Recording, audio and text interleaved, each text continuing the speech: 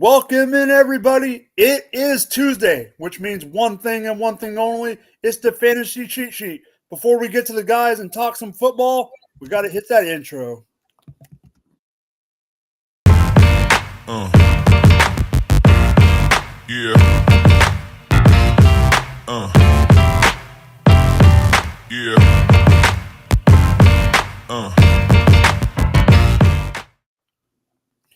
All right, everyone, it's the Fantasy Cheat Sheet presented by Going for Two Live. Go like, subscribe on YouTube, Twitch, everywhere we are live.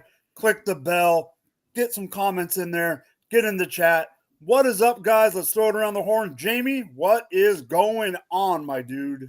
I was feeling a little bit under the weather today. I had trouble even waking up to get on the show, so hopefully I'll be able to just get my thoughts out.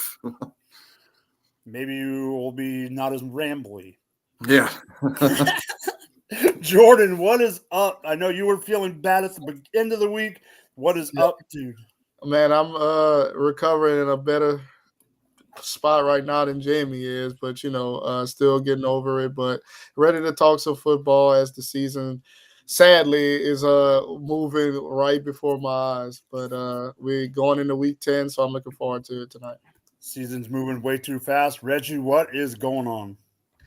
Hey, I'm just glad the trade deadline is in our rear view, and we got a lot to talk about today. What's up, y'all?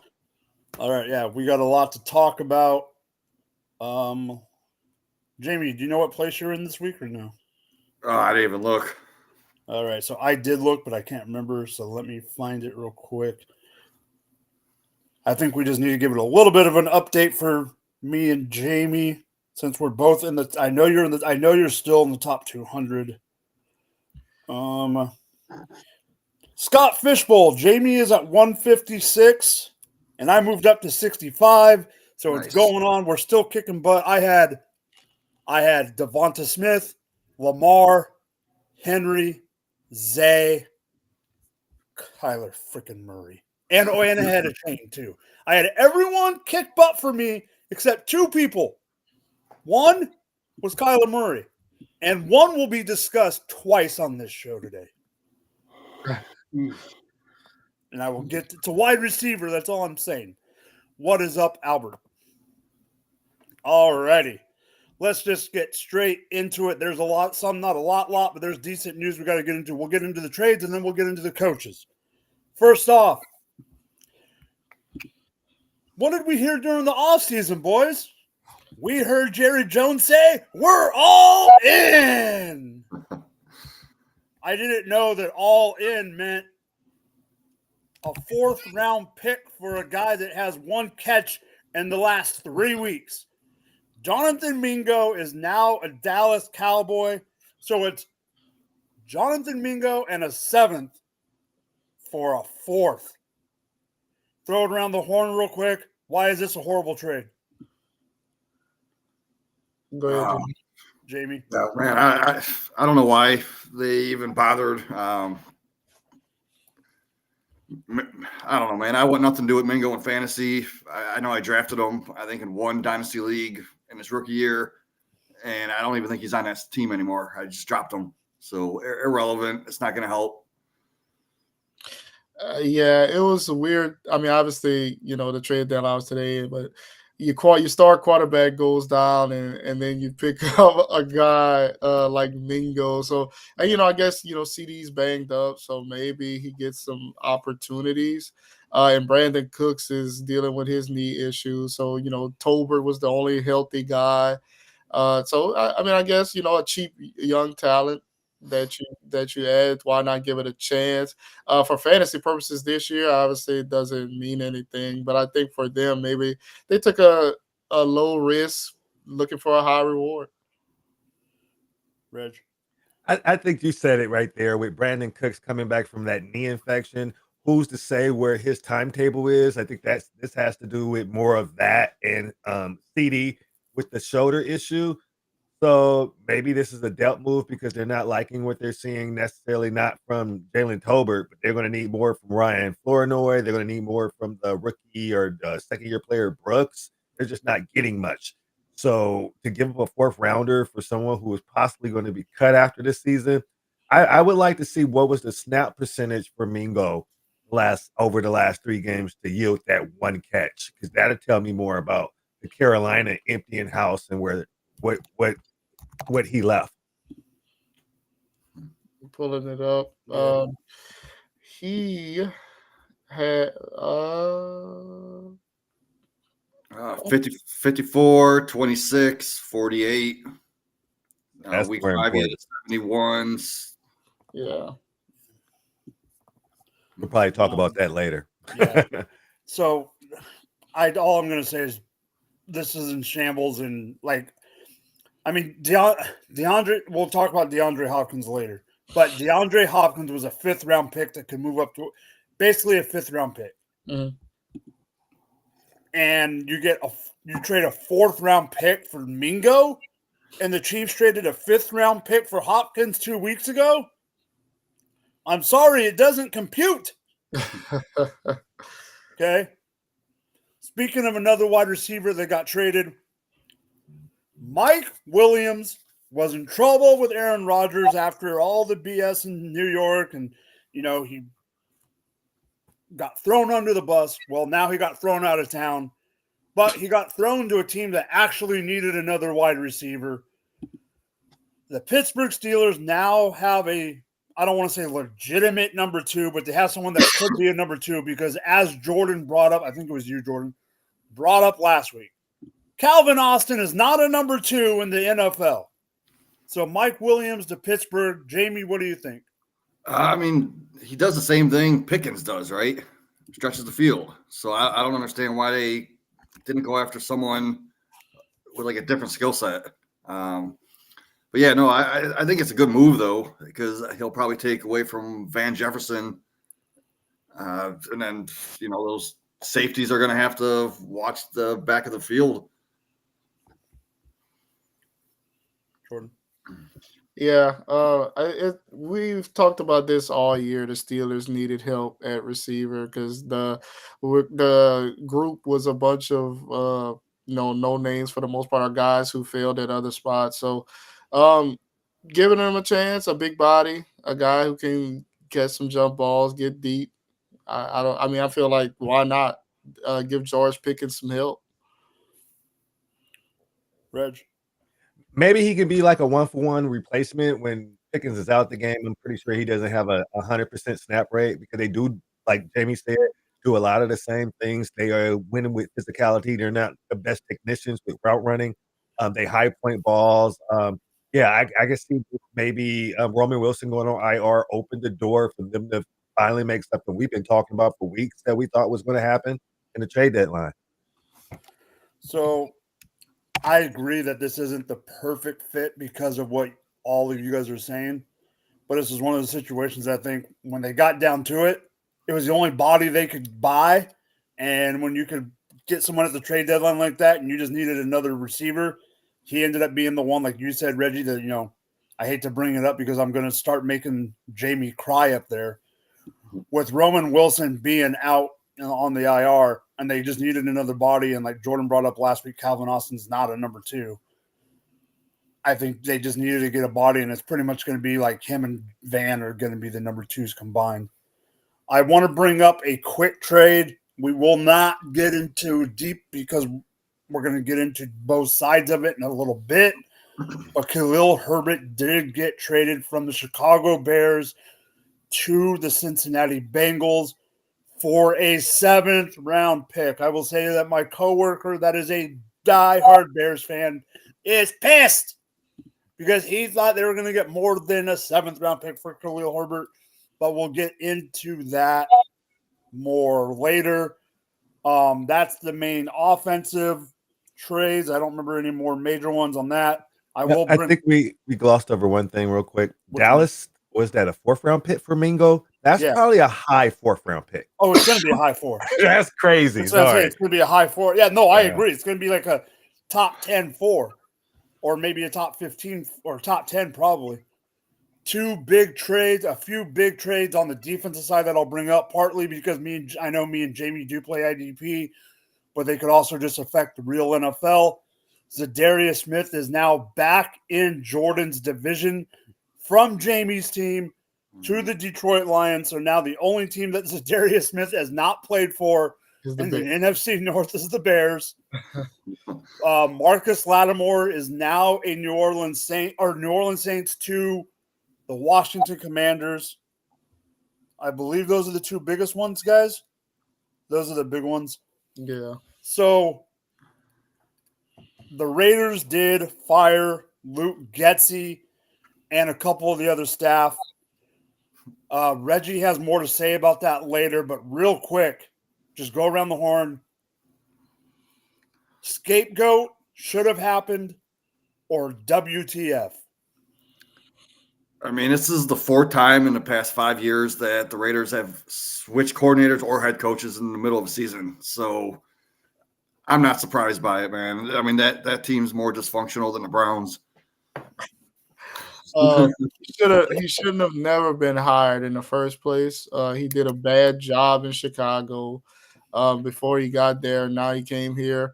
I do think it's part scapegoat, but I mean, he's not a great. Normally, a scapegoat is somebody who doesn't deserve to be fired. He deserves to be fired. So that doesn't mean other people don't deserve to be fired as well. But they did have poor quarterback play from whoever took snaps. So I guess it's kind of hard. But Luke Getsy I don't think his time has run out as a offensive coordinator for now. He's going to have to take some time, learn from somebody else before he gets another opportunity. I don't know how he was able to perform like he did and get another job so fast. I want to investigate that part. But this is something else we scratched our head about when the hire was made. Like, huh? But the Raiders going to Raider. Damn you. That's exactly the words. Jamie already knows. The Raiders are always going to Raider. I mean, Jamie knew what I was going to bring up. Yep. All right. So, I am starting with you, Jordan, on this next one. And you know why. Jordan is from Louisiana. Dennis Allen. Adios, mofo. 7 losses in a row after starting 2-0. I don't know if you guys saw the video. We'll get more into another situation with the Saints later. But I don't know if you guys saw the video of Cam Jordan trying to leave the stadium because he was pissed off. Did you guys see that? I didn't see it. I heard about it, but I didn't see it. Okay, so I'll explain real quick.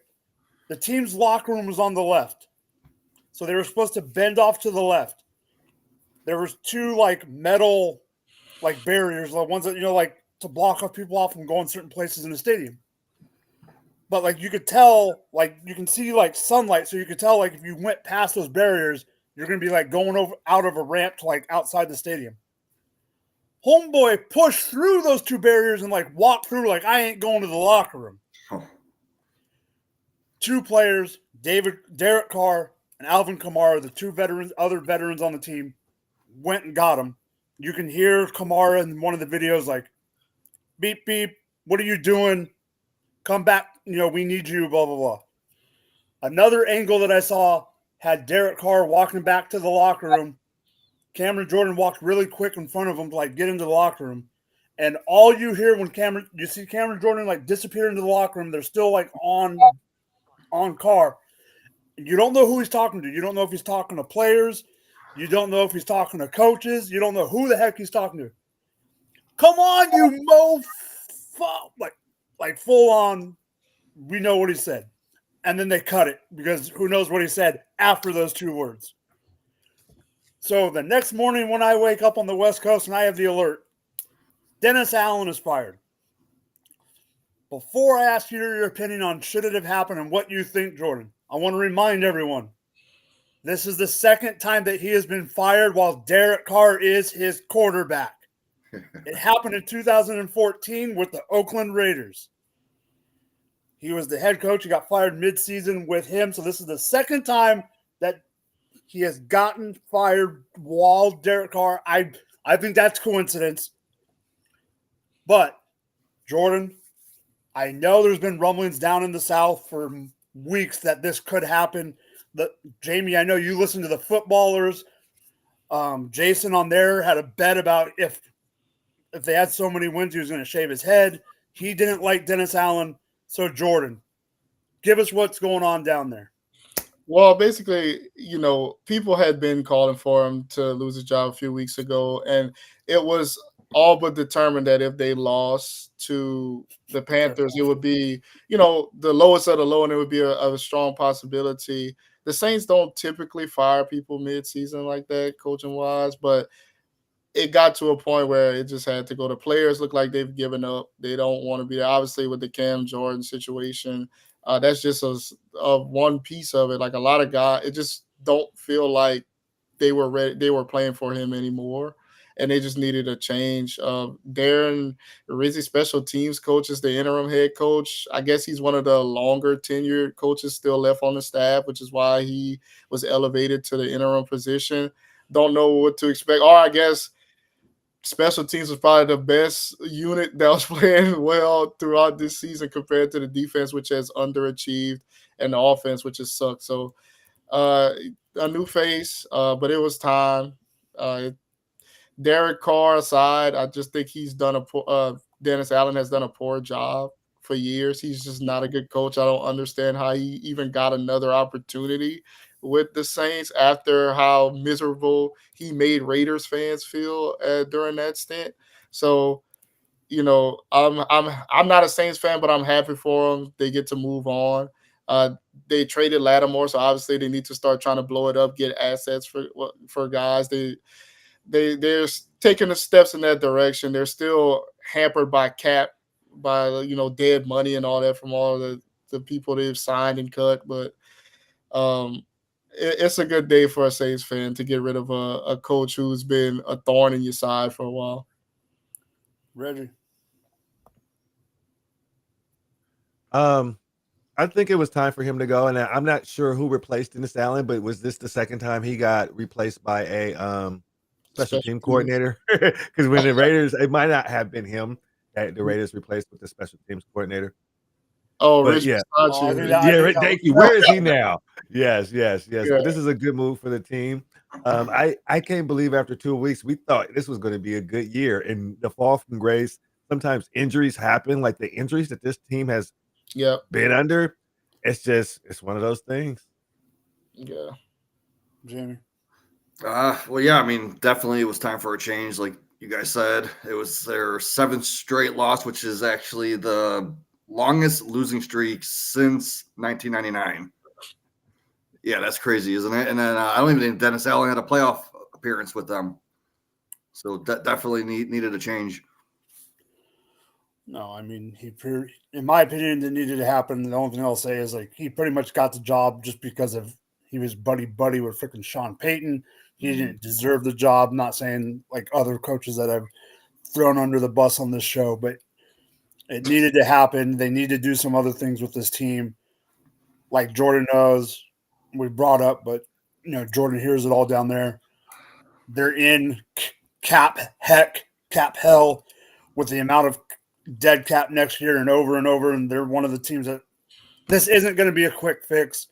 This isn't going to be a flashy head coaching hire next year, because no flashy head coach, like say, I'm just going to bring up, I'm not saying it's going to happen at all, but a name like Belichick would never even think about going to the situation. It's going to be a new head coach or a coordinator trying to prove themselves or something like that. It's not enough young assets that would attract the coach. The defense is old.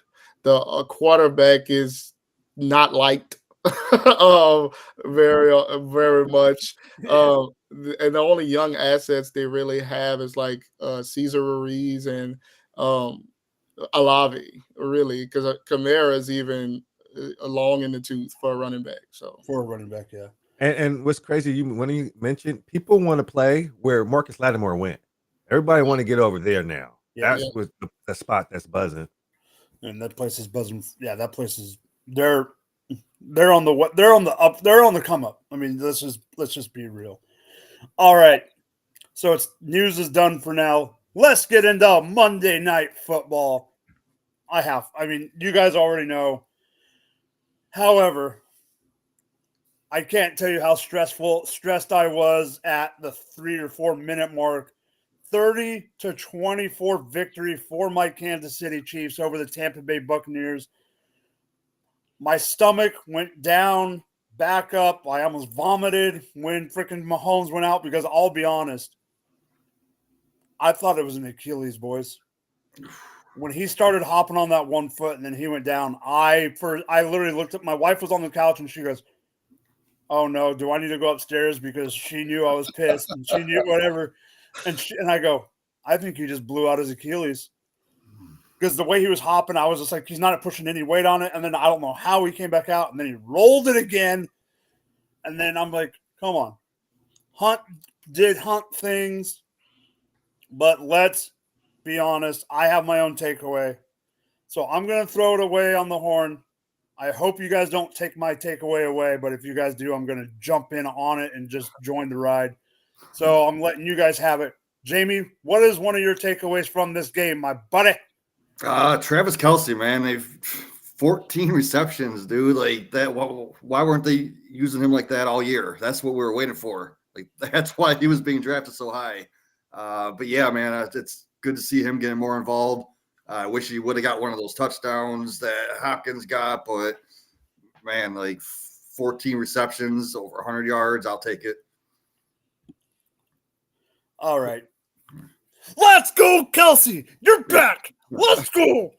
You helped me so much in a couple leagues, but I don't care about fantasy. But I will say this. When you're trying to reach the ball out for a first down and you're going against a secondary that can punch the ball out, hold the damn ball. That is your job. You've done that multiple times in your career. I'm glad he didn't try to freaking pitch it this time, but he is back. I didn't think it was going to be no 14 reception game, but I'll be honest. You know why they had to do it? Richie Rice, Juju.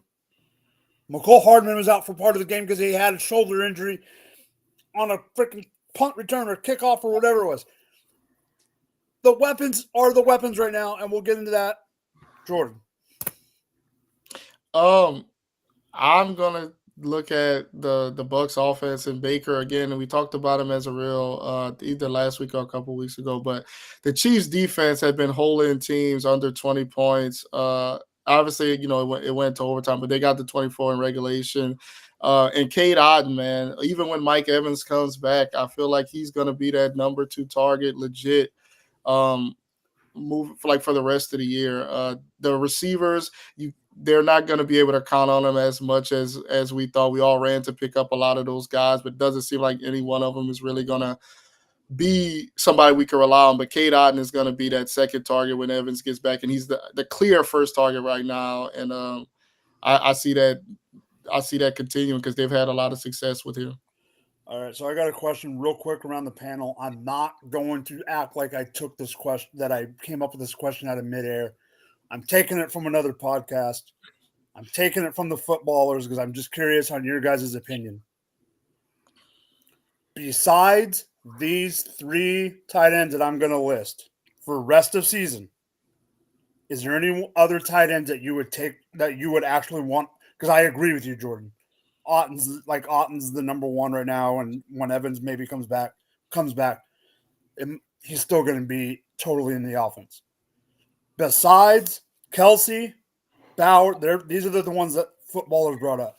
Besides Kelce, Bowers, and McBride, those are the only 3 that all of them said that they would take over Otton for rest of season. Give me Kittle, I think. I was about to say, give me Kittle. Oh yeah, Kittle was the 4th. That's right. It was those 4, and then they had Otton at 5. That was my bad.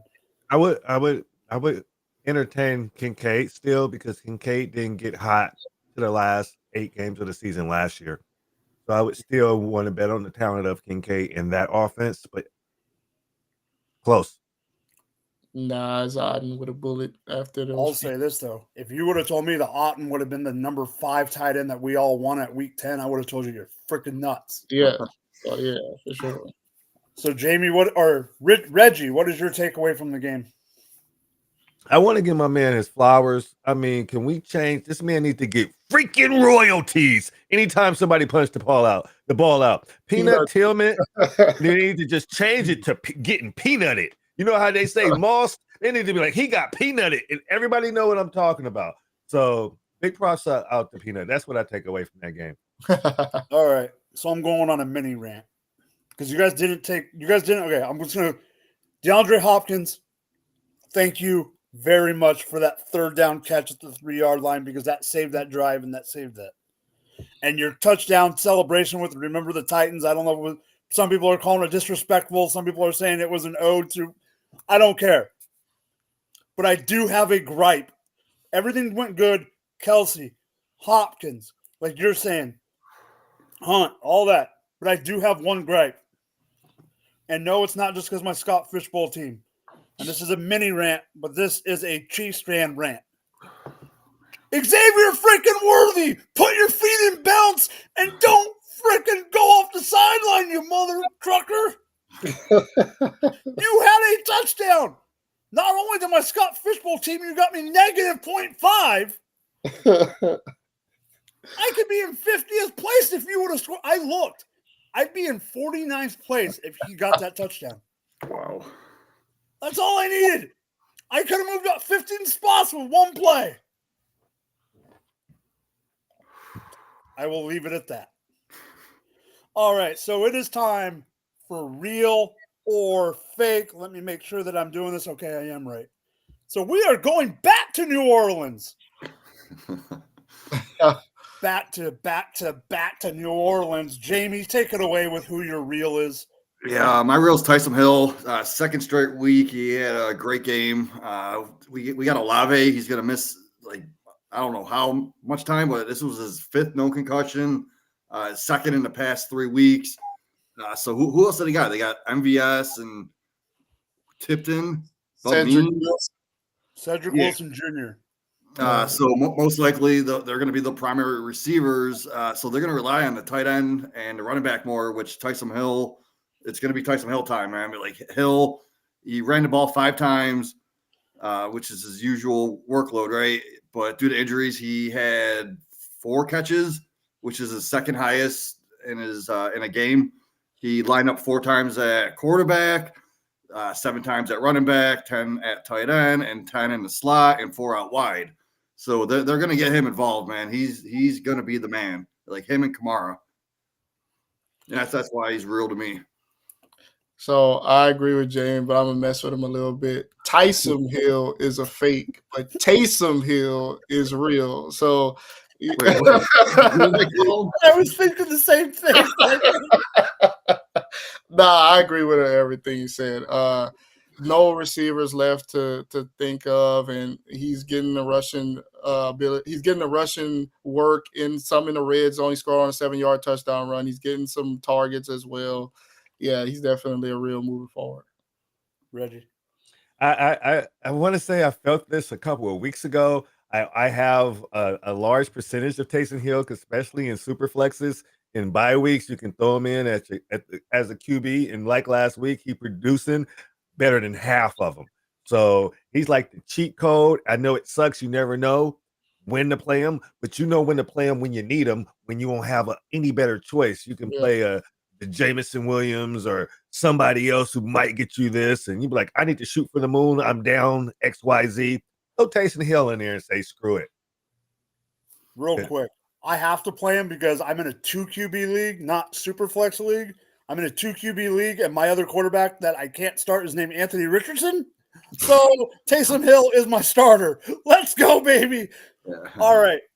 So for everyone that watches our show, it's real or fake players. And if you want to throw a coach on here, great. I get it. There's sometimes if someone wanted to throw frickin' Adam Gase on here 5 years ago, I would have said this is a perfect time to put him on. And then Jamie, being Jamie, put somebody on. And I honestly, at first, because what he did with the Browns last week, I thought he was joking around.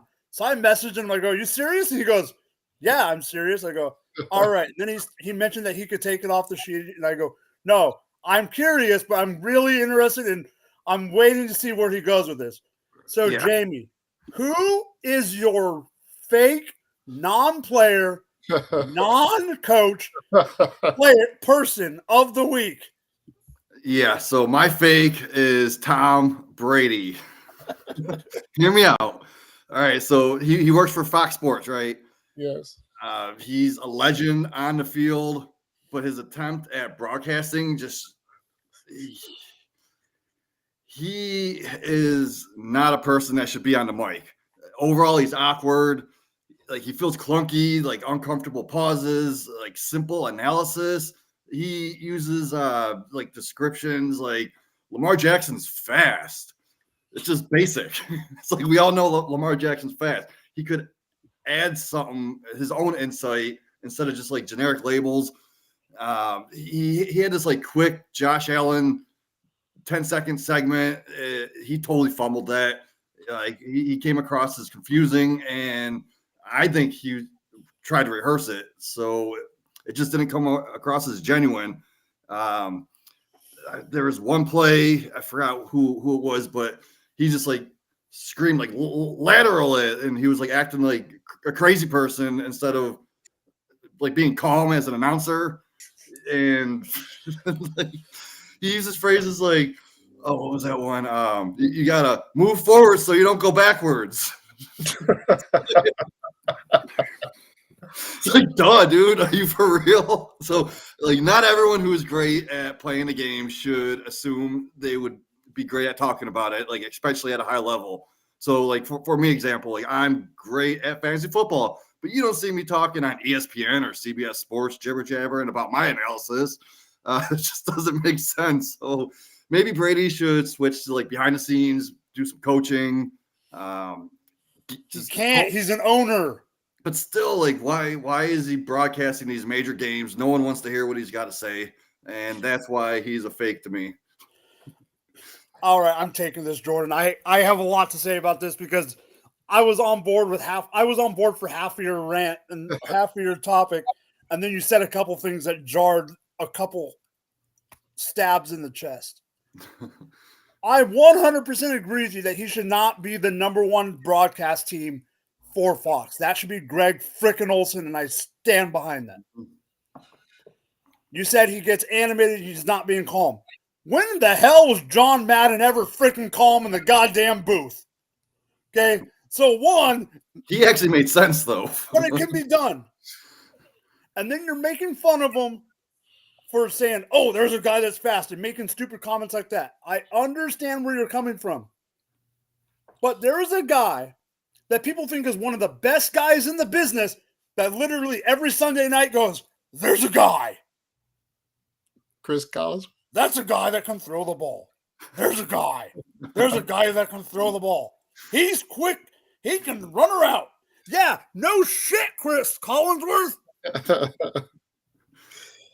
He's doing the exact same stuff that Chris does, but Chris gets the credit for it.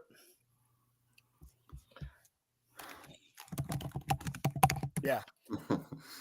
Here's the thing. I do agree he hasn't learned in the sense of he had to the first year of his job was all in the booth. Like I think it is a lot part of the problem I do think is that because he didn't start last year, a lot of it is rehearsed. I do think that. Greg Olsen should be the number one team right now. But remember, Greg Olsen came in and did games when he was still playing during his bye week and during the playoffs because the Carolina Panthers sucked. So they were never in the playoffs. So he did games then, and he learned on the job. Because Brady didn't learn on the job, now he's thrown into the frying pan. And you know who I'm going to blame for this? They had to put him as the number one, right before I throw it to Jordan. They had to put him as the number one team because the money they paid him and because of one reason. Tony goddamn Romo. He did so well when he started that he ruined it for everyone else. Good or bad, that is what happened, Jordan. Yeah, I agree. We got to give him some time, man. This dude 2 years ago sacrificed his family to go 8-9. I mean, we gotta we gotta give him some time, bro. So and Greg Olsen, like we talked about, he didn't start off killing it. Jason Witten was on Monday Night Football. He stunk. So he just never got back. He just quit. But I think Tom, he knows the game, and I think it's just going to take some time for him to get adjusted to it and kind of slow down. He'll look back at the film from this season and realize what he did wrong. And next year, I think he'll be better.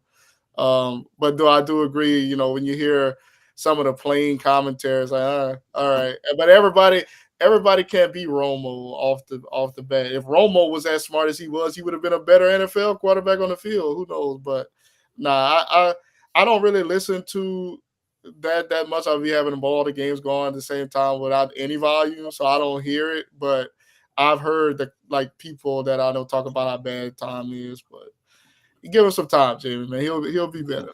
Hopefully. That's what I think he'll do. He'll work at it for sure. He'll work at it for sure. And part of me doesn't know if he'll keep going after a couple of years just because of the ownership thing and all.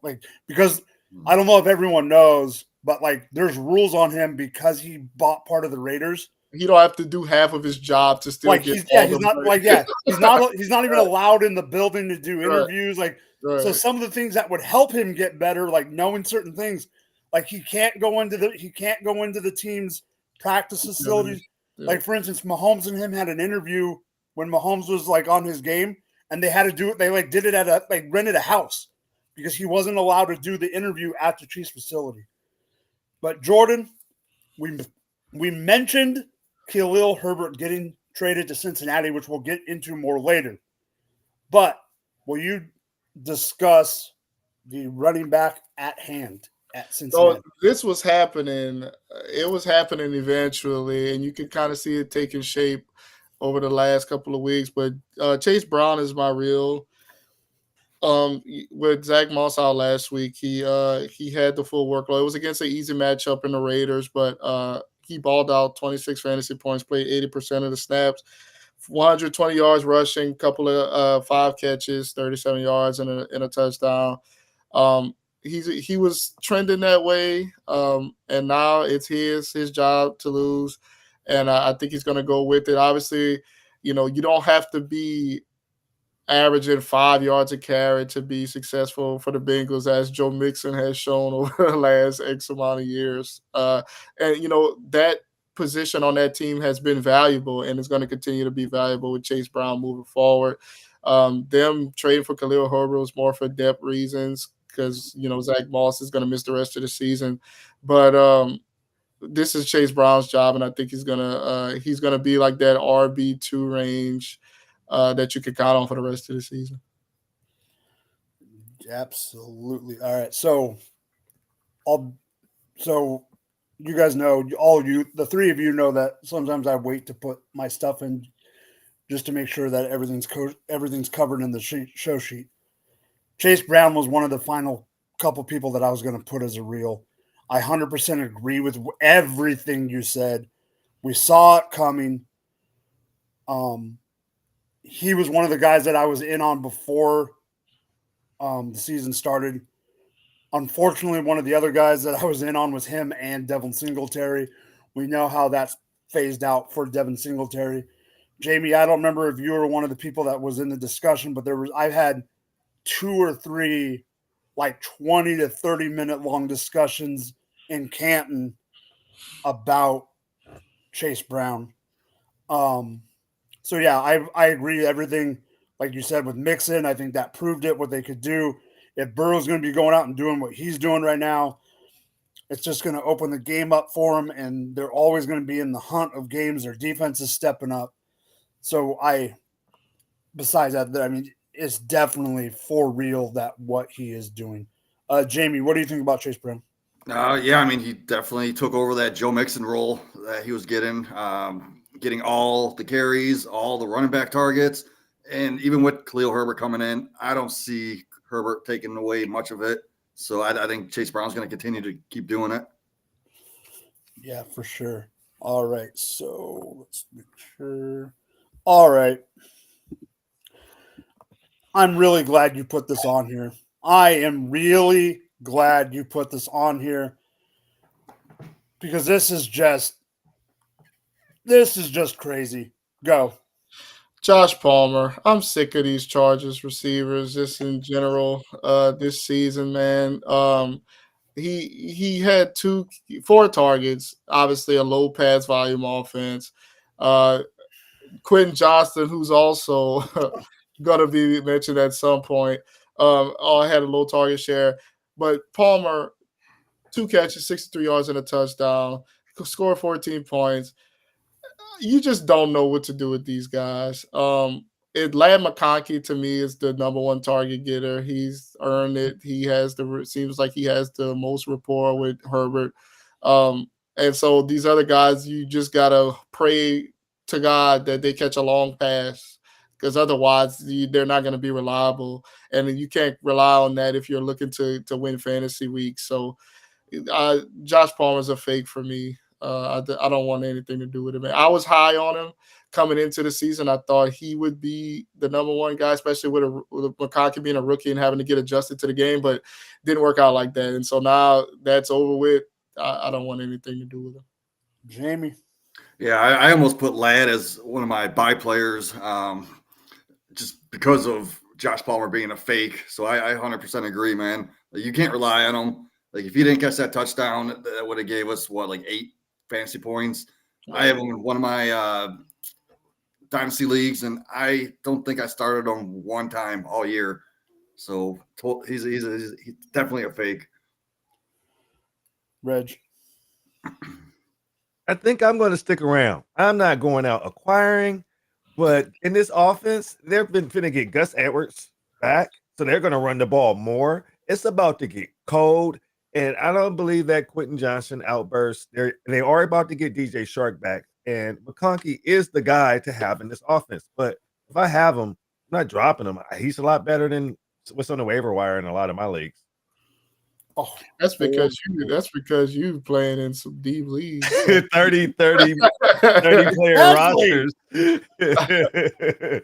All right, Reg, who is your reel of the week?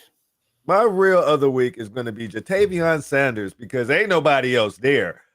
He showed that he's Bryce Young proof at this point, and they're just working with Xavier Legette. Let's go, Legette.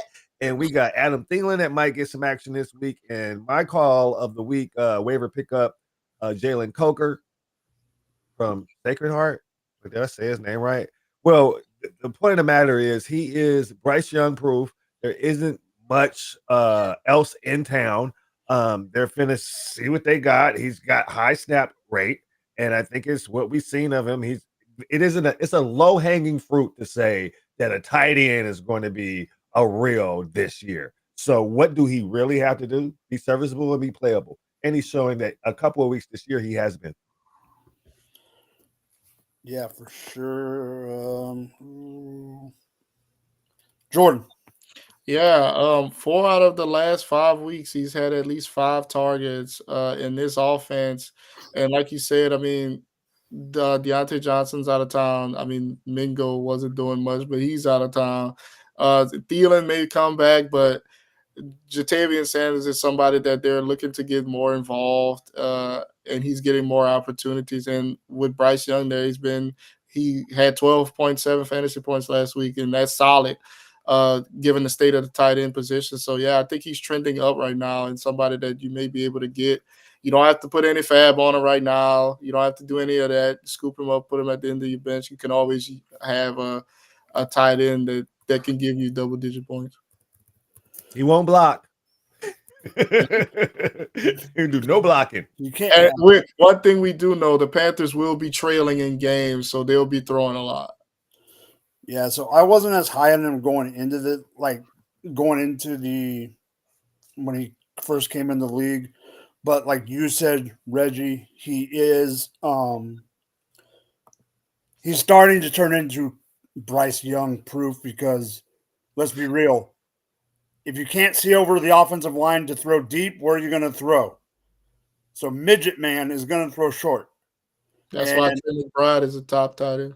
Yeah, I 100% agree. I mean, you got 2 of the. I mean, for God's sakes, you got 2 of the shortest guys that are playing quarterback. I mean, what do you? I mean, Yeah, I mean, Yeah, what hurt him? He bombed at the combine. And what was his RAS score? I know Jamie knows. He's like, Jamie he ain't got no Jamie RAS probably score. knows his, I don't like Jamie's- it. He's probably got his RAS score tattooed on Jamie's arm. So All I right. can roll right into my next one. Yeah, go ahead. We're good. My next one, it sucks that I actually like this guy, but I'm rolling in as my fake because the way, if you have him on your roster, and I think I have him on 2, to put him in your roster feels so gross. It feels gross, but he has been producing for 2 weeks now. And I just said, I'll take a Josh Palmer, and I'm calling this guy a fake. And he's he's getting more. Nick Westbrook, Kitty, Achu, Conjutai is my fake this week. All right, so I think this is me. I 100% agree. I don't have much to say besides I'm in leagues where you're playing guys. Like, for instance, I'll give an example and then I'll get back on track. Freaking Sunday morning, I'm listening to the Going for Two show. Jamie's over there. They have no freaking comments going through. I'm trying to yell at the monitor because they're whatever. And I'm getting the alerts about the inactives. And I had a team that literally at 9:00 a.m. on the West Coast lost Brian Robinson Jr. They lost my super flex and Amari Cooper. I had a bye week in Brock Purdy. I had all this, random jazz. I ended up playing Mike Gesicki in my super flex, Jordan. I got lucky on that one. I ended up playing let's be real here. You want to know who I had to start this week? He's on the Chargers currently, but he did not get drafted by the Chargers. He did not get drafted by the Eagles. He did get drafted by the Eagles. He did not get drafted by the Patriots. He did not get drafted by the Vikings, but he got drafted one spot ahead of Justin Jefferson. I had to start Jalen Reagor this weekend. Oh, yeesh. So that shows you how bad. So, yes, I agree with you, Reggie. Westbrook Akine is a fake, but there's times where desperate times become for desperate measures. And when you have to play him, you just have to sit there and go, please, please, please. Jamie, do you agree with me and Reg? yeah, I do. They just had no one else to throw to. That's it. I mean, I've started multiple times Ray McLeod. I've started multiple. And people have been like, woohoo, I got something. So I don't want to talk bad on them, but it feels gross. Oh, it feels so bad. All right, so it is time for my fake player. Where are we at time-wise? We are at the 47-minute mark, so we'll go quick on these two. So my real player of the week, let's get into the stats real quick because this is just nasty. Wide receiver 62. Week 2 and week 3, he did not play. Wide receiver 75. Wide receiver 57. Wide receiver 8. Bye week. Wide receiver 65. Wide receiver 51.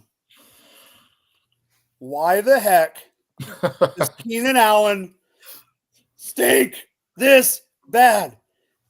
This far into the year, it's being proven that this is the real Keenan Allen for 2024. This team is upside down. This team 1 week will go great. 1 week it'll go bad. You got freaking Shane Waldron, Shane Waldron should be where Luke Getsy is. On the bench, on the sideline. He can't even use Caleb Williams right. Okay? So, yes, he is my real, and it hurts. Jamie, I know you used Roma Dunze as a buy last week because of the fact that, he wasn't doing great and you just thought it could be a thing. But, Jordan, what do you think about Keenan Allen? So yeah, part of the reason why he's this is real for him is just because if you notice, he can't really get separation, and then if he does, the ball is sailing over his head or out of bounds. So the at times the Bears offense just looks disjointed, and like you can't really trust anyone from the receiving game. Cole Kmet's disappeared. DJ Moore is off and on. Dunze has been kind of coming on, but he's still a rookie. So, it's growing pains with a young quarterback. And that's just part of the territory. But this old guy who can't separate, it's going to be tough sledding for him moving forward. Reggie. Well, he's not the player they thought he was when they signed him to come help out Caleb. They didn't expect to get a 234-pound tight end. And it's a lot going on from visibly. I wish I could watch more of these games, but I've had something. No, you don't. The description is of how disconnected DJ Moore is, how they're walking up and down the sideline, kind of bumping into each other, purposely not getting out of the body language is horrible. I guess Swift had this team is imploding on itself, and it sucks that we are here right now. This defense is ready to help a team get further, and the offense is doing nothing, and that is going to break down and start to wear down on this team as a whole. Not just Keenan Allen, but a model citizen like DJ Moore is doing stuff like this. I have to see this with my own eyes. So this is real. DJ Moore walked off the field, sat on the bench while Caleb was still scrambling, trying to find someone open. That's what I heard. Are you really saying that? Like I can't believe that.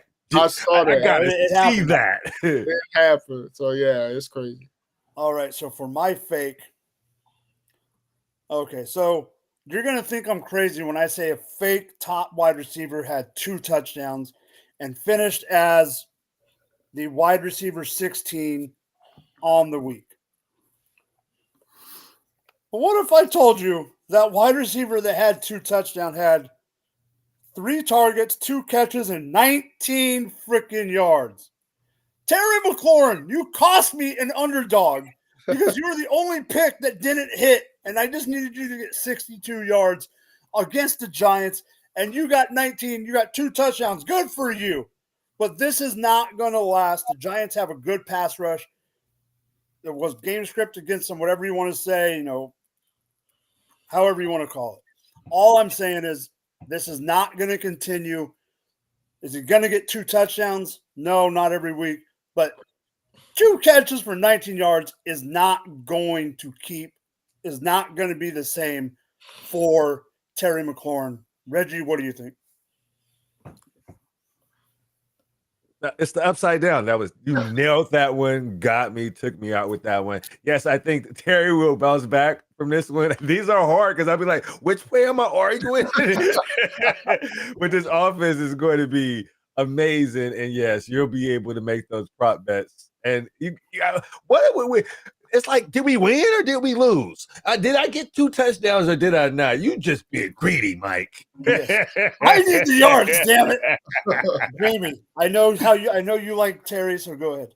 Yeah, no, definitely fake. He's not going to get 2 touchdowns every week. I mean, he's had 2 touchdown games this year, but he's also seeing like 8, 9, sometimes 10 targets, not 3 targets. So I think it had to do with the Giants pass rush, like you said, because the secondary for the Giants, they're not that good. So it had to have been the pass rush. Yeah, and when they needed a play to be made in the red zone, they went to him. So yep, exactly. All right, so 2 of you on this panel have not seen this. We're going to try it real quick. I don't know if it's going to work because the way the screen is set up, I will get it better for next time. But it is time for Jamie's buy and sell of the week. So, Jamie, I know we're a little hidden, but I'm going to leave it up for a few, and then when you start, I'll take it down. Go ahead, sir. Okay, yeah. So I'm buying Deebo Samuel this week. He has been battling injuries, but he had that bye week, so I think he's going to come back fully healthy. His last game, it was a little bit disappointing. He had 4 catches, 71 yards, 15 yards rushing. But now with like Brandon Ayuk out for the rest of the season, like I expect Samuel to just come out firing on all cylinders, like especially against, I think they're facing the Bucks next week. So, but buy him now before he blows up again. Jordan. I agree. The number one target on offense like that He's going to get some rushing work as well every once in a while in the red zone. So, yeah, you can go buy him now. People are maybe disappointed he's coming off a bye. So he was hurt before the bye. So you can probably get him at a low price. Reggie. I think that's a safe buy for the present time. He's always got to worry about that injury concern, but he don't need a lot of touches to be productive or to help your team. And I love buying people off the buys, or especially running concurrent with injuries, because we are creatures of habit. It's like, what have you done with me lately? I'm kicking the tires on these players like DK, Jamison Williams. Oh crap! Did I do it?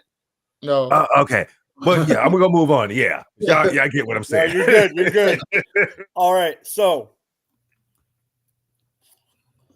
go check out my Twitter, X, whatever you want to call the dang thing. Go check out my Sunday standout graphic of the week.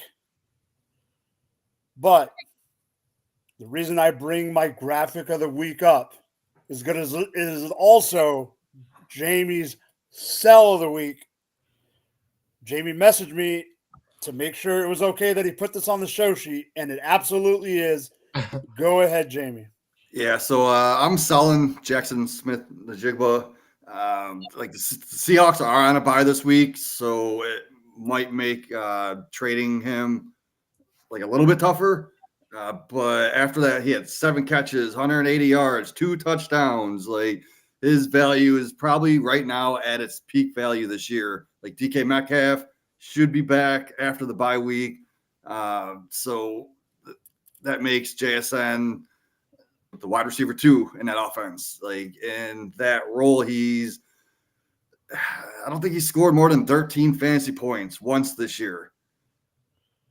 And it was 13 because I started on week 2 versus the Patriots. And ever since then, though, he hasn't done much. So I would capitalize off of this huge game before Metcalf comes back. Reggie. I'm buying. Sign me up. Give me. One thing I'm noticing right now is like trade offers. Everybody's trying to. There's some people that are selling for pennies on a dollar, and there's some people that are just unfamiliar with values at the moment. And the deals that are going out there, if you can capitalize on something that is out right now after a game like this, but being offered a week after he goes off a DK Metcalf, it's kind of strange to get from people. So I just want to just say to people, be patient with people, and some people in these horrible offers that you might get in volume, be kind to them and just move on. It's going to save you the headache. Jordan. Yeah, this would be a good time to sell JSN. However, man, it's just like eventually they got to realize that this dude is talented and that we need to get on the ball. On the most pass-heavy team in the league, I don't know. It depends, obviously, on what you can get, but it definitely would be looking to see how high I can sell. Yeah, and this is more of a redraft, like dynasty. Yeah. Dynasty. Yeah, of course. Yeah. All right. So, Jordan, let me make sure that I set you up right. Okay, so for your randomness of the week, players to consider dropping, depending on your roster. Yeah. There is one on here that you have pissed me off about. Go ahead. And it's not. It might not be who you think. Okay. So this is for no one in leagues that are as deep as Reggie's. No, this is for regular size leagues, or maybe even some 10 teams, depending on what your roster looks like, and if there's somebody on the waiver wire worth picking up. But I would just throw out 4 guys. Jerome Ford, you can cut bait with him, just for obvious reasons. He's Jerome Ford. He hasn't been good when given the opportunities, and they're on a bye. They were coming off the bye. Nick Chubb's back, and even when Nick Chubb was out, he wasn't good. So you can get rid of him if you need somebody else. Ty Chandler, I was high on him. I thought he would have a chance to eat into Aaron Jones' workload, but Cam Akers is now the number 2 back for the Vikings, so you can cut Ty Chandler loose right now.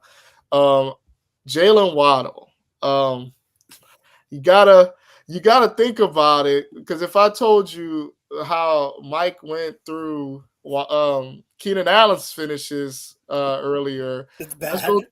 Let's go through Jalen Waddle's. Week 1, wide receiver 16. Then week 2, wide receiver 39, wide receiver 60, 57, 47, by wide receiver 93, 52, and 47. Now this last week he scored a touchdown and still finished at wide receiver 47 because he had 2 catches for -4 yards and a touchdown. One was a -20 on a freaking But loop the loop. the more alarming part is that he had 2 targets, and this Yeah. is with Tua back. So you gotta consider it depending on who's on the waiver wire. You definitely can't play him at any point. And if you just holding somebody on because you can't play him, eventually you may need to drop him. And then the last person is Xavier Worthy. Even though if he would have kept his feet in bounds, he might have scored a touchdown. But he had 2 targets last night, 0 catches. They're rolling with Kelsey, they're rolling with Hopkins. Juju's got to come back. Worthy's going to be used sparingly, but you can't count on it. So if you need to cut bait with him, I wouldn't be mad at you for doing that either. So that's just 4 guys I wanted to throw out. As we starting to get closer to the playoffs, and you want to get your roster straight, need some moves to be made, get some handcuffs or whatever. These are some guys you may consider dropping depending on your league size and roster size. All right, I'm taking this one first, and then I'll throw it to you. Drop Xavier Worthy. I'm done. In leagues that Jordan is talking about, it's okay to drop Xavier Worthy. I'm not going to say he's a gadget guy like I said freaking McCall Hardman was 2 years ago, and still to this day still believe it. But he's too inconsistent. He's a rookie, and now that you have Hopkins on the roster, yes, I know you still don't have Juju and you don't have those guys, but with what Hopkins did last night, that just proved even more to Mahomes that he can trust Hopkins. He hasn't been able to trust Worthy. And when it comes down to the nitty-gritty, who is Kelsey or who is Mahomes going to throw it to? The guys that he can trust. Kelsey and Hopkins, and even Watson has shown up and been able to catch the ball in situations that you don't normally would expect. Now, Jalen freaking Waddle. I can't quit Jalen Waddle like a fat kid can't quit Halloween candy. Looking over down at frickin' Reggie's little Miami Dolphins logo that some great graphic designer decided to put on the frickin' graphic tonight upsets me that he is even in this conversation. I agree that he should be in this conversation, but this upsets me to the core of my heart. Jamie, real quick, and then we'll go real quick to you, real quick to Reggie before I go with my thing. Jamie, what do you think? Yeah, no, I agree with all those. If you do have Ty Chandler, I have him in one league only because I have Aaron Jones. If something happens to Aaron Jones, it's going to probably be more of a split, right? So in that situation, would you keep Ty Chandler? No. Get rid of him? Still don't want him because, I mean, I was under the impression he could be the guy. But if you're never going to be the guy, then I can't trust you. Yeah, because I thought he was going to have standalone value too, which he really hasn't at all. So maybe I'll just cut ties with him then. All right. You convinced me. He had a couple of good weeks. He got us here. I've been They living off of him. re-signed freaking Cam Akers. Yeah. He got us to them for Cam Akers. I think of the list, that's the only one. Him and Worthy in redraft. I do play in a start 7, and I think we got 7 bench. I can't quit Waddle, but I don't know why. But Jerome Ford, I don't have him on any of those shallow leagues. I can see me cutting him, but I think it might be a little bit more towards the tail end. I don't. You were the person who didn't like Ford. Yeah, but I don't know if Chubb is going to hold up the rest of the year, and he may get that job back for what it's worth, and then they score more points. 2 yards a carry. Yeah. But Chandler, and Worthy can go. I just put Waddle in there because I knew you guys would. He knew I would flip out. All right. You guys ready? Yes, I'm ready. I got to hear this. I know you are. I haven't talked to you about it, so you don't really know where I'm going with this. Wait, no, it's Reggie. Huh?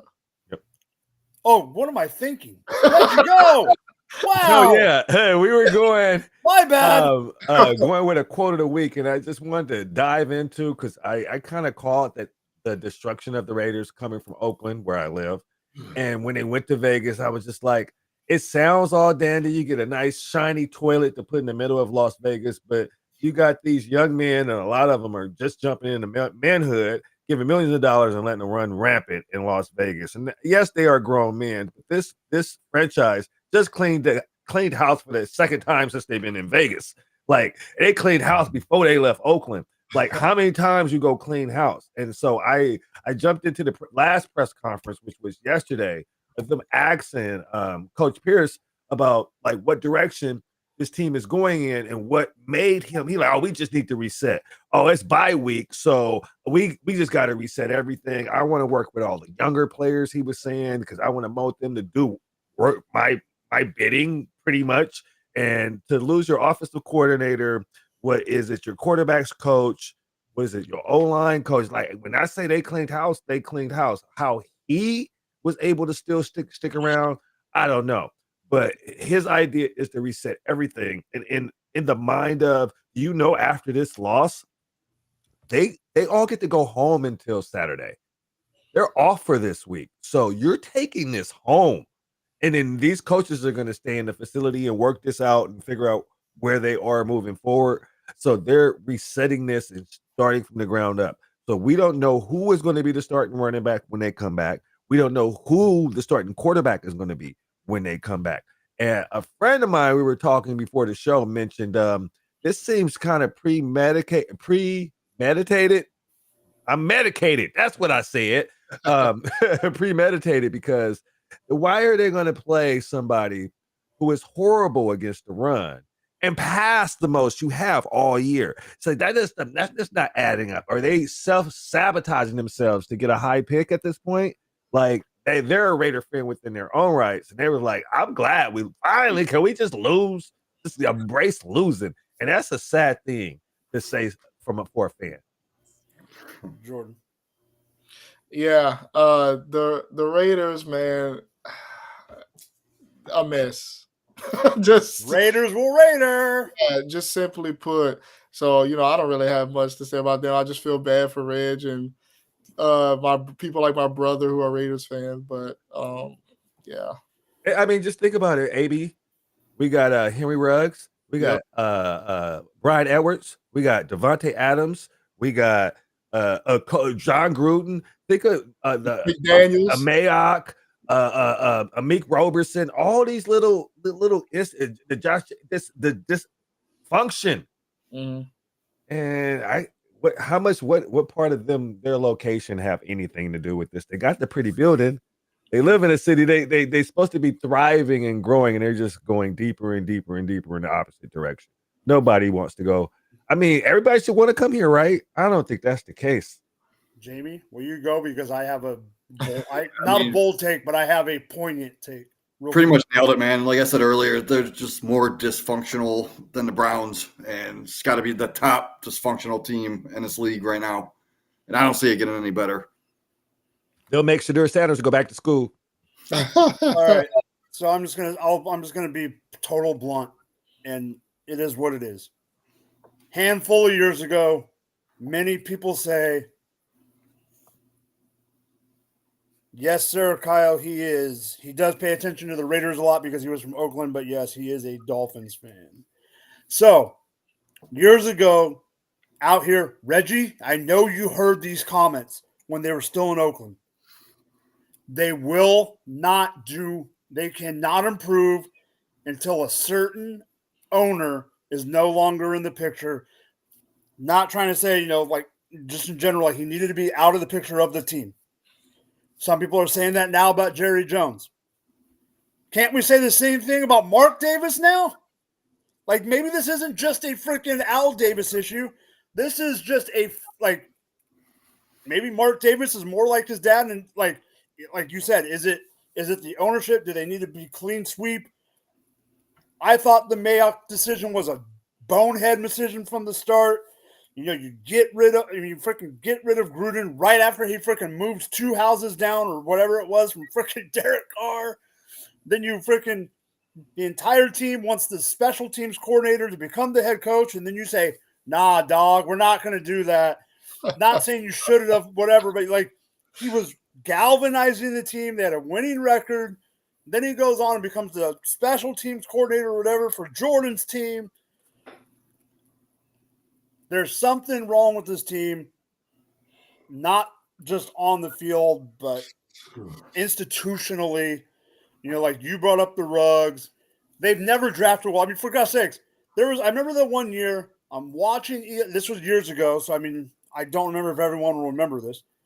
I'm literally watching ESPN. This was when Kuiper was still the bomb and there wasn't all the other, like Daniel Jeremiah wasn't a thing yet. They drafted someone in the second round, and we know how many people Kuiper deals with in like draft-wise. Kuiper goes, I don't have video on this guy, and I have a 7th round grade. Wow. And they drafted him in the second round.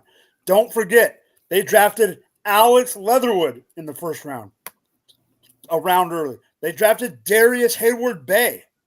They've drafted all these guys that were speedsters just to freaking take a dump in a stadium. If you haven't flown over that stadium or been in Vegas, you'll know what I mean. Yes, the stadium looks golden, but where the end is, where the foyer of the stadium is, when you fly over it, it looks like a toilet. And they're playing like it's a toilet. That's what I have to say about the Raiders. All right. I'm just going to get straight. Go, Jordan. You're from New Orleans. No, I just want to hear it, man. You got a graphic for it? Put it up there. I don't have a graphic, but here we go. My rant of the week. There will be a graphic for it next week. I'm going to do something for everyone's. I'm going to do it. Okay. We brought up that Dennis Allen got fired. Chris Olave is out with a concussion. I'm going to start off by reading a quote or reading a tweet by Jason Moore of the Fantasy Footballers. Jamie, I think you listened. Did you listen today? So no. You know where I'm going? Okay. So he brought this up. So his tweet was, Derek Carr deserves to be fined for throwing that hospital ball to Olave. He is 100% responsible for Olave being knocked out. I'm not saying I disagree, and I'm not saying I agree. Here's where my rant starts. Within 3 minutes of that tweet, Michael Thomas retweeted it. Yeah. Okay? They brought it up on the show today. Michael Thomas retweeted it 3 minutes after he tweeted it out. Michael Thomas proceeds to tweet out himself. Yeah. Dude, scary and panic and just throw the ball. Get him the F out of here. So ass. Next tweet. Dude tried to lie and say I was jealous of them making Chris WR1 the whole time. He can't even get him a decent ball. He need his ass whooped. Next tweet. They fired all them coaches trying to cover his flaws up. He's still doing the same damn shit. Okay. You don't play on the team anymore. Shut your trap and go try to make another team or go into oblivion. Just go. Then Derek Carr comes out and says, you know, he's the only quarterback the only wide receiver that I've never gotten along with ever. I've tried calling him in the past. They asked him, are you going to try calling him again? He's like, no. Basically saying the bridge is burnt, whatever. I was kind of done with it. Then I wake up Monday morning, homeboy's fired, all this shit. And then I find out that he's driving around New Orleans asking people at McDonald's drive-thru, freaking car washes, what they think of freaking Derek Carr as their quarterback. I am going to say something I probably shouldn't say on this podcast right now.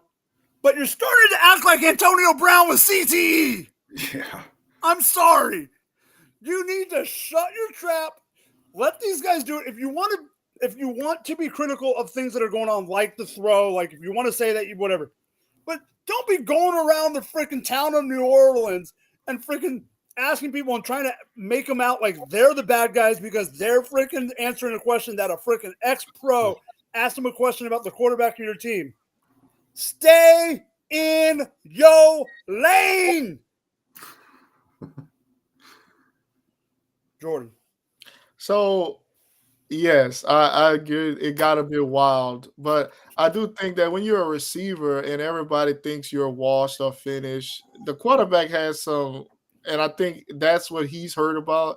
People have been calling him done and all of that. He was the guy out here, and then the injuries kind of took it over. But then, so he was getting blamed for the lack of production, but he's trying to shed light on the fact that, hey, Carr isn't without blame here. I think that's part of his ego is kind of still attached to what he was, and I think that's part of it. But yeah, we were talking about the Raiders a mess, the Saints are a mess too. So, and Michael Thomas not even a part of the organization, but it's just like he's not gonna stop. He's not gonna stop with this because he has been talking about Carr since he was playing last year. It just wasn't as out in the open as it is now. Jamie. Yeah, that's a lot of talk from a guy who can only run one route. It's a slant boy. But, I mean, Reggie, how about trying to stay on the field for more than half a season? Then you could talk. Maybe he couldn't stay on the field because they was throwing them type of medicine balls out there. So Reggie, I think I got a question for you too, Reggie. I got a question on top of it. You're from Cali, so you'll know where I'm going with this when I finish it. Is he the modern? Because we didn't have social media back in the day and all that. Would his uncle, and I'll bring up who his uncle is just in case everyone doesn't know. Back in the day, his uncle was considered a diva too. If Keyshawn Johnson was in the NFL in this era, would he have pulled the same shit when he was on the Jets? I'm just talking social media bullshit, throwing QBs under the bus. Maybe. I wouldn't. I know he would. I know Keyshawn went to. It's funny that you say him because he was that kind of player. Like, let's not forget, he was a J-Cat, and he was all good. I think he went to USC. He went to Riverside. He was SC, Riverside, then SC. Yeah. He's always that sounds like right up his alley.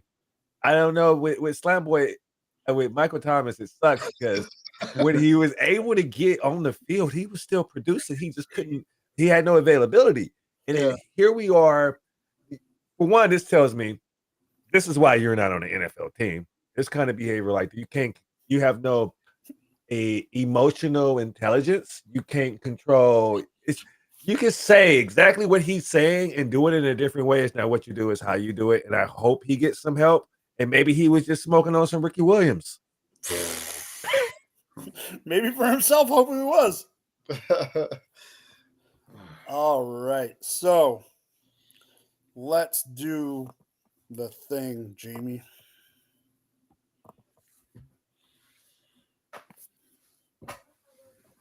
All right, everybody. Go and support our sponsor, Underdog Fantasy. You can get up to $1,000 in bonus cash. Use a QR code or go to their website and use GF2 for all new users and get up to $1,000 in bonus cash. They have pick'ems, higher and lowers in every major sport, UFC, all MMA. I even saw, I'm not playing it, but I saw that you can do League of Legends, NFL, MLB, not MLB's over, NBA, you can go. Luckily, don't go do the Lakers right now. They're not in good terms right now, but any MLB, Lakers, Kings, you can do freaking NHL, you can do all the sports, best ball in the off season. 80% of the time you're in a best ball league. Jamie will probably be in it with you from the day of March 1st to about June 1st, and then it will go from there. Right, Jamie? Oh yeah. You and your best ball. You and your best ball Always bros. slow drafts. Oh yeah, all those slow drafts. Mm. All right, so let's get into it. We're at the hour and 20-minute mark, so let's just go straight to the cheat of the week.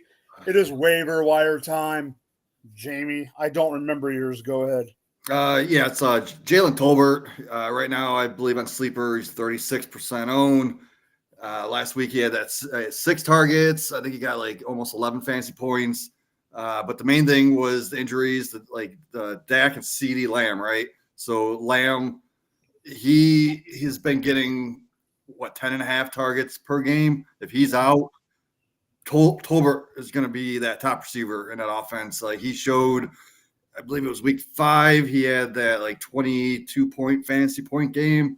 He got 10 targets that game. So we know Mingo's just now joined the team, but I don't see him having an immediate impact. So give me Jalen Tolbert. Jordan, what do you think about Jalen Tolbert?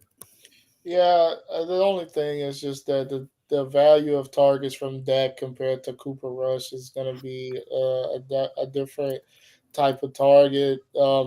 Touchdown opportunities, I think, even though the offense hasn't played that well, I still think Dak gives them a better chance to perform at a high level.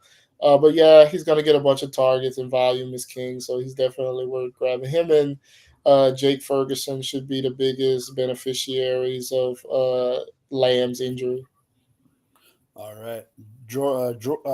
Reggie, real quick on Tolbert, and then Jordan right into yours. I think he'll be good. His floor has been nice for the most part, most of the season. Oh, All right, Jordan.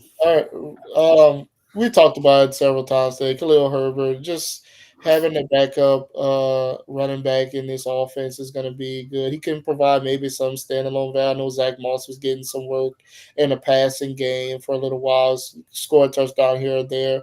Just good to have one of the high value handcuffs on a team that uses their running backs the way that we want it to be used. Jamie, what do you think about Yeah, I mean, Khalil Herbert?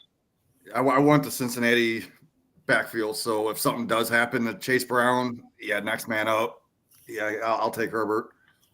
All right, so let me ask you a real quick question, and then we'll go. Reggie can talk about him real quick, and then straight into his. Are you more happy that he is backing up? Jordan already knows. Are you more happy that he's backing up Chase Brown, or are you more happy that he's out of Roshan's way? I mean, I'm happy he's out of Roshan's way. I mean, he wasn't doing anything anyway. I don't even think he got like a couple snaps per game. That was it. I know, but we all know you have ulterior motives when it comes to Roshan Johnson. Yeah, but yeah, give me Roshan over Herbert now, though. Oh, for sure. Sure. All right, go ahead, Rich. Yeah, I like Herbert. I think if he gets put in a position to pass block, he should pick up those blocks. And the fact that he's going to a team that scores a lot, he should be able. He's fresh. That's what is most important this time of the year. He has not taken a lot of punishment, and he'll be able to take some load off of Chris Brown. Yeah, for sure. And I'll roll right into my next one. What's up, Diggs? Theo Johnson. And I know he's been coming on late, and there hasn't been a tight end in the New York Giants that you want to depend on your life on. I do play in 30-man leagues. Some of them got 27, and I'm still going with Theo Johnson. Theo Johnson, look at the Giants' rest of season schedule, and then holla back at me. All right, Jamie, then Jordan. Yeah, no, I love Theo. Really athletic guy. I think I took him off one of my taxi squads to play him this week, and he didn't disappoint. What's his Raz? I don't know off the top of my head, man. Don't you have a tattoo on your wrist or something? All right. No, yeah, I like Theo too. They need another target. Neighbors, his guy Wandale's getting some targets as well, but I think Theo could kind of step in, be that third guy in the offense. And they're starting to trust him more. He's getting more opportunities, and he looks good. All right, so I 100% agree. I think the future of Theo is bright. So for my start or waiver wire of the week, I'm going down to Carolina. 27% owned. I'm starting to think, I know Reggie plays in leagues. I do too, but Reggie plays in leagues, 30, 35. So it's part of the reason Reggie was in on another player on this team. I don't know how much more faith or how much faith I can have in Jalen Coker, right? Like, he needs to show it, or otherwise the faith is going to be gone. And I'm talking redraft. Obviously, in Dynasty, I'll still grab him. But 27% owned, Xavier Legette, rookie from South Carolina. Giddy up, Cowboy. Put him on my roster. He's still performing at a he's still going to be a decent bye-week replacement and stuff like that. So I am okay with Xavier Legette. Let's go, Reggie. I like it, but I'm banking my money on the dog, the guy that's a little bit more hungry. He's going to get his regardless, but I think I don't want to pay those prices. Jordan. Well, yeah, I'm picking him up if I can. He has done as good as you can with Bryce Young as your quarterback. I mean, scored touchdowns in the last couple of games. He seems like he's trending towards being a number one target. Yeah, I like it. I lied. I picked him up last week, preemptive. I'm like, oh, you made me think. Like, I'm finna show you too. Like, I get him a week early. No, yeah. Perog. Yeah, I know we're not big Bryce Young fans, but you can't leave a guy getting 6-7 targets on the waiver wire. So definitely pick him up. All right. So before we end the show, we got a question in the chat. So let's throw this up here. We'll go the normal Jamie, Jordan, Reggie. You can find me here every week. No, not yet. How do y'all feel with CD Lamb? It's like reading the show sheet. Okay, how do you all feel about CD Lamb? Jamie first. How do I feel about him? Sad. He's on a lot of my teams. So, what is your outlook for him for the rest of the season? Let's go that way. You know how long he's going to be out? I think it's going to be 2 or 3. Yeah, it's 3 weeks. I mean, Jordan. He screwed us all up. No, so I think not knowing exactly how long he's going to be out, I think the injury to Dak is more what we should be worried about. If they continue to lose and they decide to shut Dak down, that could definitely ruin CD's value, I think, from where we drafted him at. And then they may shut him down because they may be ready to just throw it all away. Trey Lance may get in there, who knows? But I think everything may be on the table for them if they lose the next few weeks. And then Washington continues to win games because it's going to be hard. If they don't win the division, they're not going to make a wild card spot with the Packers, the Lions, the Vikings, all those teams like that. So the next few weeks are going to be crucial for them. And if they lose it, Dallas, I don't know what they'll do. And I'll just throw this in real quick before I throw it to Reg. I mean, you brought up the Commanders and you brought up the teams in your division. Eagles are right behind them, and they could try to steal one of those. So you're really competing against both the teams in your own division and all the teams in the north in the north besides the Bears. So yeah, it's a mess with them.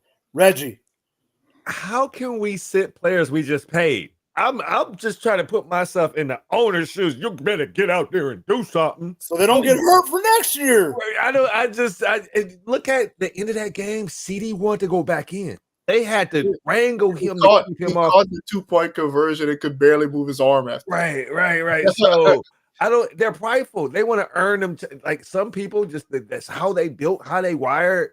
But I see what you're saying. But they just paid both these boys. That's all true. Right. So before we go, Reggie, we got another question in the chat, and this time we'll go Reggie, Jordan, then Jamie. I'm assuming this is redraft. Should I trade London and Tracy for Chase and Wandell? Oh, I guess this is full point PPR, and I'm guessing this is redraft. Have we got any news on London yet and how long he's going to be out? He's day to day. You might need this trade. This is a trade of need. Full PPR. Oh, the Giants schedule is lax. I will go London Tracy. So he should keep London and Tracy. Yeah, I think. And seeing Jamar Chase dangling like that in front of me, and all I gotta really give up is Drake London and I know. I'm going with Chase just because of him. like I'll make it work with Wandale and something else, but Right. Wandale scares me. It's a PPR scam, which is good until it ain't. Oh, did I say that out loud? I'm sorry. Jamie, I have a question for you, and then you can give your actual opinion. Is Wandale Robinson a PPR scam? Yeah, I think he is because even with the targets, he's not really putting up many points. But yeah, he's like Jarvis Landry, or Jarvis Landry was actually good. Yeah. No hate, no Diddy. Hey, sign me up. But yeah, for the trade though, I want Jamar Chase. I always like getting the better player in the deal, and especially if it's like a start 7, start 8 roster. Give me Jamar Chase. All right, so Kyle, what I meant was I understand they have a better record. What I meant was they're only facing they're not fighting. They're not going to have to, even if they win out, they're not going to. I don't believe they're going to be fighting the Bears for a wild card. Is more what I meant. They're only going to be, if they did win out, they'd only have to fight the other 3. That's all I meant. But yes, I agree with you. All right, it's been a great show. We'll throw it around the horn. Let me get rid of this so we can actually do this right on for Reggie. All right, throw it around the horn, and we'll sign out. Go, Reg. Right now, I can only be found here on every Tuesday. We are shutting everything down to do certification to run a mill and a lathe that works so we can say, show me the money. So sign up for the Going for 2 Discord and let's get it popping. Catch me next week. I'll be here talking some more football. About to get off of here and check out these election results for a little while before I call it a night. Jamie. Yeah, here every Tuesday on a cheat sheet. Sunday morning, check us out. Me and Kyle, Sandra, we are doing the Sunday morning Start Sit show.